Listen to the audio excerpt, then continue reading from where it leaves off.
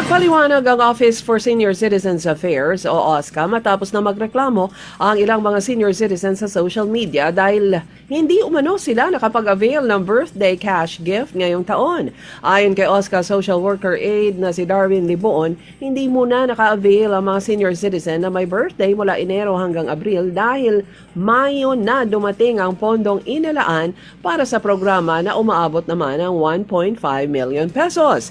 Dahil dito, sinabi ni Liboon na noong Abril lamang sila nagsimulang tumanggap ng aplikasyon para sa senior citizen na may birthday sa buwan ng Mayo dahil kinakailangang isang buwan bago ang kaarawan mag-apply ang benepisaryo. Ipinaliwanag din niya na may sinusunod na cut-off alinsunod sa umiiral na ordenansa ng lungsod upang maiproseso kaagad ang mga aplikasyon at maipasa sa city government bago ang distribution ng ayuda. Para sa mga may birthday ngayong Mayo, itinakda umano noong Abril 23 ang cut-off ng aplikasyon habang ngayong Mayo 22 naman ang itinakdang cut-off para sa mga senior citizen na may birthday sa Hunyo.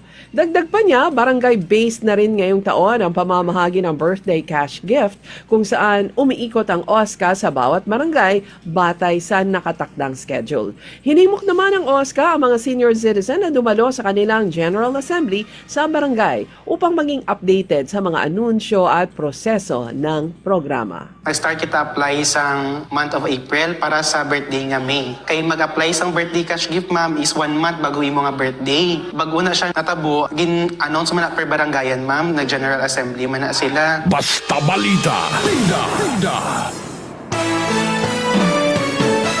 Inatasan ni PNP Chief General Jose Melencio Natatas Jr. ang PNP na magsagawa ng isang independent investigation kaugnay sa aligasyon na may mga pulis na nag-escort umano sa isang itim na van na sinasabing sinakyan ni Senador Ronald De La Rosa palabas ng Senate compound noong Mayo 14. Ayon pa kay Natatas, kailangan ng isang impartial investigation at suriin ang iba't ibang mga ebidensya. Kabilang na ang logbook, CCTV footage, radio dispatches, deployment logs at body camera footage upang matukoy kung totoong tinulungan ng mga pulis si De La Rosa. Interesado daw pero hindi na lang kasi malabong makuha ang majority sa Senado. Giit ni Senator Francis Kiko Pangilinan, wala siyang interes na maging Senate President. Sa Facebook post ng Senador, sinabi niyang mas gusto niyang tutukan ang katiwalian sa pamahalaan sa halip na makipag-agawan sa leadership.